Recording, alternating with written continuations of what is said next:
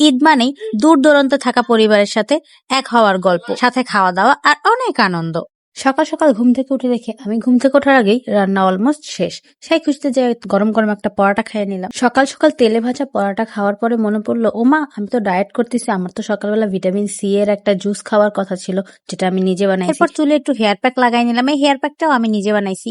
আমি কত প্রো হবে না, আমি কত গুণবতী, সরি। যাই হোক, এদিকে শরবত বানানো হইতেছিল। আমি ভাবলাম একটা গোটা দিয়ে যাই, তাহলে আমারও নাম হবে যে আমিও বানাইছি। তারপর আসলাম একটু মিষ্টির লবণ দেখার জন্য। আমি কিন্তু এখানে এসে অলরেডি একটা কালা মিষ্টি খাইয়ে গেছি। তখন আমার ভিডিও করতে মনে ছিল না, তাই ভাবলাম ভিডিও করতে করতে আর একটা মিষ্টি খাওয়া যাক। এর মধ্যে আমার নানু চলে আসছে। এদিকে আমি হেয়ার প্যাক দিয়ে তো পুরা রেডি, এখন যাবো গোসল করতে। এর মধ্যে দেখলাম আপেল কাটা হয়েছে, একটু আপেল খাই নিলাম, আবার একটু চা খাই নিলাম।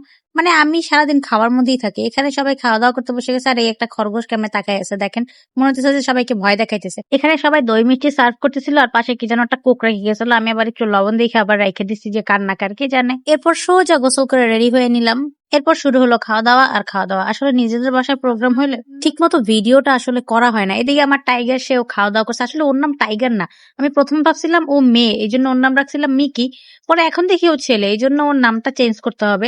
যাই হোক, শেষমেশ আমিও খাবার খাইতে বসে গেলাম। টাইমে বাসায় এসব দাওয়াতের প্রোগ্রাম হলে ভালোই লাগে। যাই হোক, কে কে কয়টা দাওয়াত খেয়েছো অবশ্যই কমেন্ট করে জানাবা। আর এই পর্যন্ত আজকের ভিডিওটা। ভালো থাকো, সুস্থ থাকো, আল্লাহ হাফেজ।